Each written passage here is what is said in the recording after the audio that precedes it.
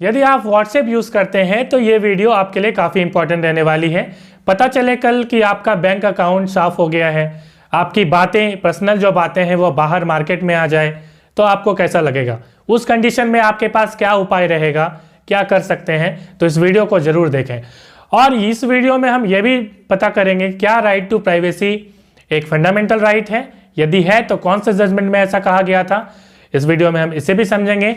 इस वीडियो में बेसिकली हम 3 जजमेंट को तो समझेंगे ही समझेंगे, काफ़ी चीज़ें समझने वाले हैं। आर्टिकल 21 में इसका क्या इम्पैक्ट है, आर्टिकल 19, काफ़ी चीज़ों को समझने वाले हैं। चलिए वीडियो को स्टार्ट करते हैं।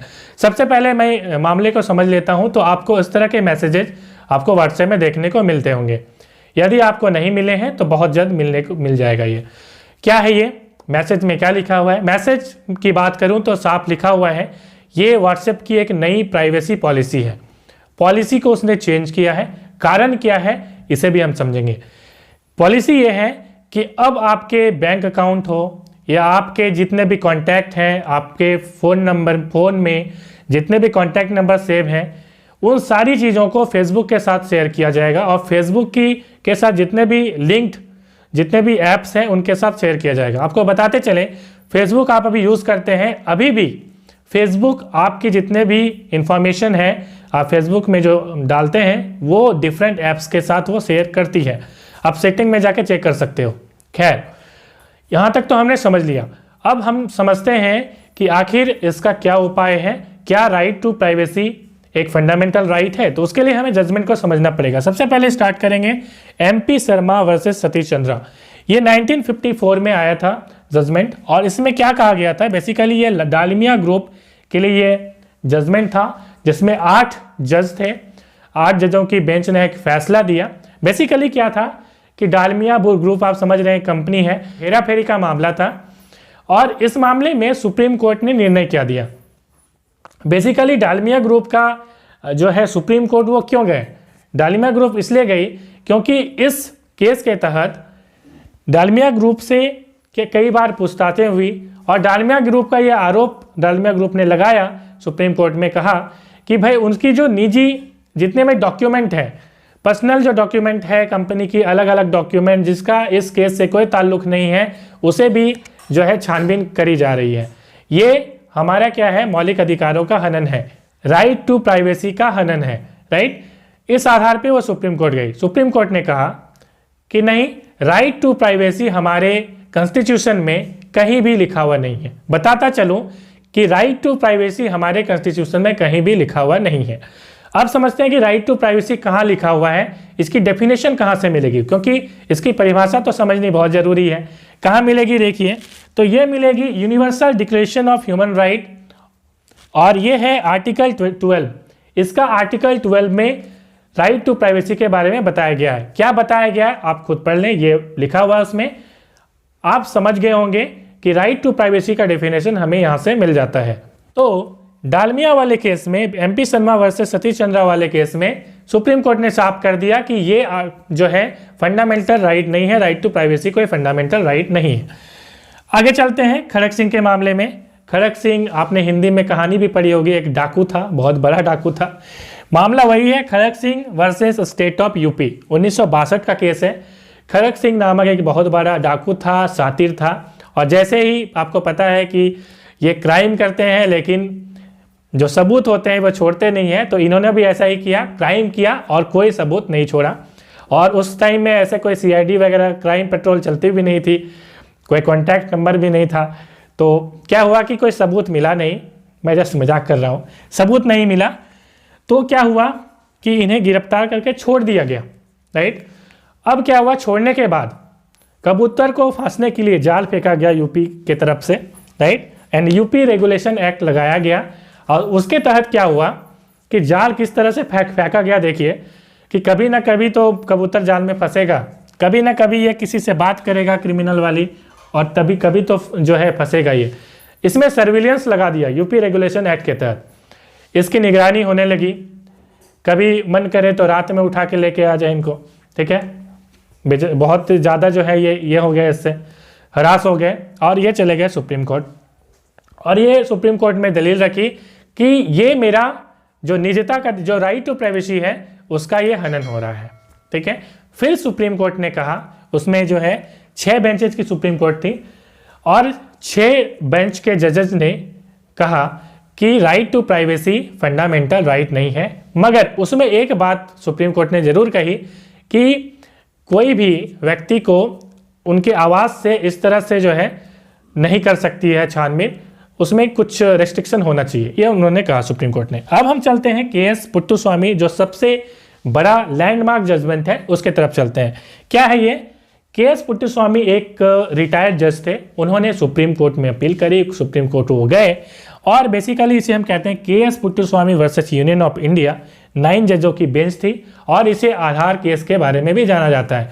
आधार में फिंगरप्रिंट आपका लिया जाता है, उसी से संबंधित ये केस था। बेसिकली इस केस में रिजल्ट क्या आया?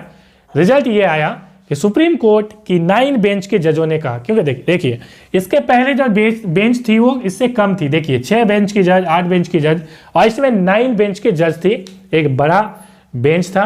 और इन्होंने कहा कि नहीं, राइट टू प्राइवेसी जो है वो क्या है, एक फंडामेंटल राइट है। किसके तहत है?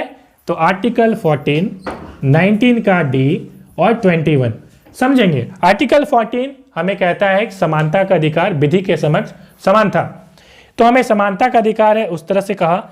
आर्टिकल 19 का डी, आर्टिकल 19 में 6 अधिकार है, आप देख पा रहे होंगे ये 6 अधिकार।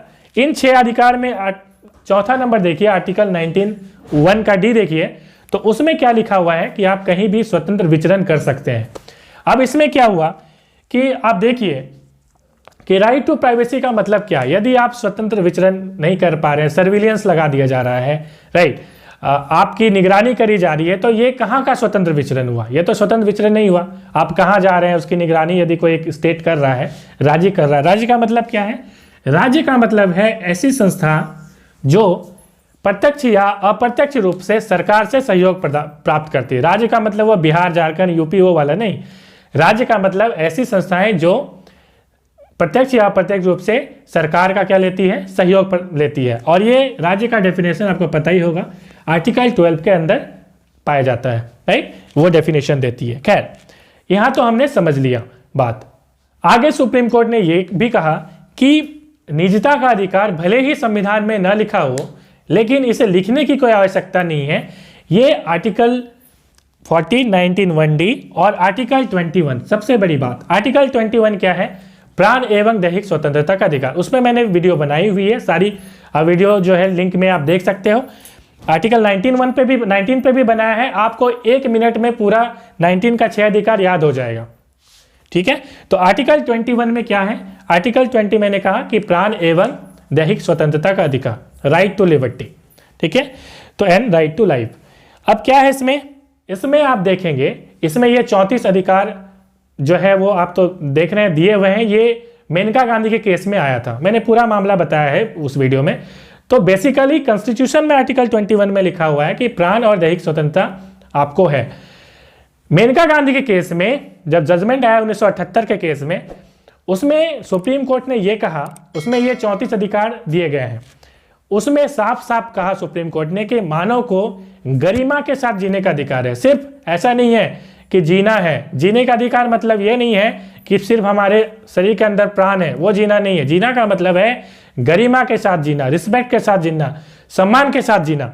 अब यहाँ पे जजमेंट में ये है कि यदि किसी की प्राइवेसी यदि कहीं लीक हो जाती है, तो क्या वो गरिमा के साथ जिएगा, जी पाएगा क्या? यदि आपकी और मेरी बातें, कुछ पर्सनल बातें हैं, वो मार्केट में जो है लीक हो जाए, तो क्या वो गरिमा के साथ जी पाएगा? डेफिनेटली यदि कुछ बातें होंगी पर्सनल बातें, तो नहीं जी पाएगा, राइट। तो ये सुप्रीम कोर्ट का तर्क था और आप समझ रहे होंगे। अब लेकिन मैं बात कर लेता हूँ थोड़ा व्हाट्सएप की। अब व्हाट्सएप में केस जो है वो क्या बनेगा? डेफिनेटली मैं आर्टिकल 21 की बात करूँ, right to life and liberty, तो इसमें आप देखेंगे कि गरिमा के साथ जीने की जब मैं बात करता हूँ, तो यहाँ पे डेफिनेटली हमारा जब अकाउंट किसी और को, किसी हमारा जो नंबर है वो किसी और के पास चला जाएगा, तो वो कहीं ना कहीं वो गरिमा का हनन होगा, राइट। हमारी कोई चैट, हालांकि फिर व्हाट्सएप ने कहा है कि कोई चैट जो है लीकेज नहीं होगी, लेकिन बहुत मुश्किल है। अभी आप जानते हैं कि इस दौर में कितनी हैकिंग होती है। हैकिंग एक अलग मैटर है, प्राइवेसी कंसर्न्स की बात करें तो हमारा जो कॉन्टैक्ट लिस्ट है वो किसी और को दे दिया जाएगा, तो एक तरह से ये प्राइवेसी नहीं रहा ना, तो ये प्रॉब्लम है सबसे पहली बात। दूसरी बात, इसमें कहीं ना कहीं मुझे लगता है, आप 32 नंबर यहाँ देखेंगे, शयन का अधिकार। शयन का अधिकार इस 34 सुप्रीम कोर्ट का जो मेनका गांधी का केस है उसमें कहा गया था कि शयन का अधिकार भी है हमें सोने का अधिकार है। तो यदि कॉन्टैक्ट नंबर आप सोचिए कितने लोगों को, कितनी कंपनीज को दे दी जाएंगी, तो कितनी कॉल आएंगी आपको, राइट। अभी कॉन्टैक्ट नंबर नहीं दी गई है तो हम परेशान हो जाते हैं, हेलो, कहीं डायमंड ज्वेलरी से फ़ोन आ जाता है, कहीं कहीं से फ़ोन आ, इंश्योरेंस लेंगे आप क्या सर। आप सोचिए कि जब इस तरह से फैल जाएंगी चीज़ें तो कितने कॉल्स आएंगे। हो सकता है कि आपके दिन भर जो है 1000 कॉल आ जाए, तो उस कंडीशन में आपका जो शयन का अधिकार है वो भी छीनेगा या नहीं छीनेगा। तो ये भी फंडामेंटल राइट का हनन ही होगा। और सबसे इम्पॉर्टेंट बात, आप कहोगे कि अभी तो गूगल लोकेशन अभी ऑन रहता है, तो अभी भी तो हमें लोकेट किया जा रहा है, तो क्या वो फंडामेंटल राइट का हनन नहीं है क्या? देखिए, वहाँ पे आप जब भी एक एंड्रॉयड फ़ोन को ऑन करते हैं, किसी फ़ोन को जब आप नया फ़ोन लेते हैं, तो आप गूगल की प्राइवेसी पॉलिसी को एग्री करते हैं, याद रखेंगे। सेम काम अभी व्हाट्सएप कर रहा है, वो आपसे एग्री करवा लेना चाहता है, और जब भी आप एग्री करेंगे पॉलिसी को, तभी आप कोर्ट में कोई चैलेंज नहीं कर सकते हैं। आप समझ जाएंगे बात, यही तिकड़म वो लगा रही है। अब हमारी यदि लोकेशन कहीं ट्रैकिंग होगी, व्हाट्सएप कह रही है, ये प्राइवेसी जो पॉलिसी है, यदि आप लोकेशन ऑन करके भी नहीं रखेंगे, गूगल की जो लोकेशन होती है ना आपके एंड्रॉयड फ़ोन में या जो भी आईफोन है, तो उसमें आपने ऑफ भी किया हुआ है, तो भी आईपी एड्रेस, जो आईपी एड्रेस होती है, उस एड्रेस के थ्रू भी आपको लोकेट कर ली जाएगी, right.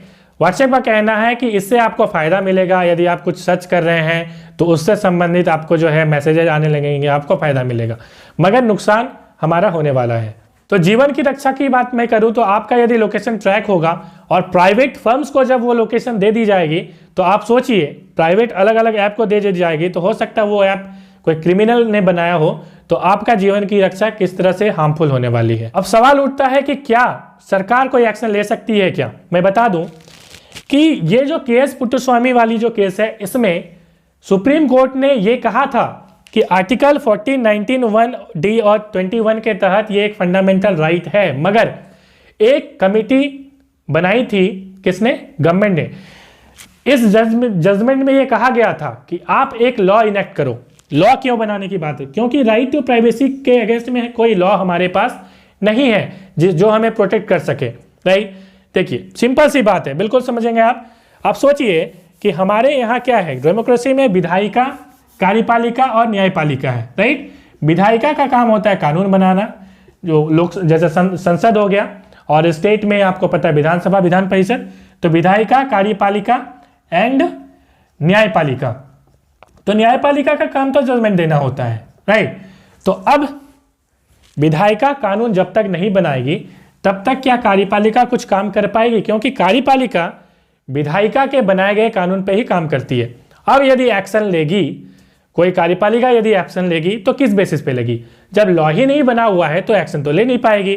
That's why Supreme Court के KS Puttaswamy versus Union of India में साफ ये कहा गया था कि आप एक लॉ बनाओ, जिसके लिए एक कमिटी भी बना दी गई थी, मगर फिर वही क्वेश्चन अराइज होता है, इसके में कुछ बहुत ज़्यादा कुछ काम नहीं किया गया। आई होप आपको वीडियो पसंद आई होगी। इस नन्हे मुन्ने चैनल को जरूर सब्सक्राइब करें और इस नन्हे मुन्ने चैनल को बड़ा करने की जरूर कोशिश करें।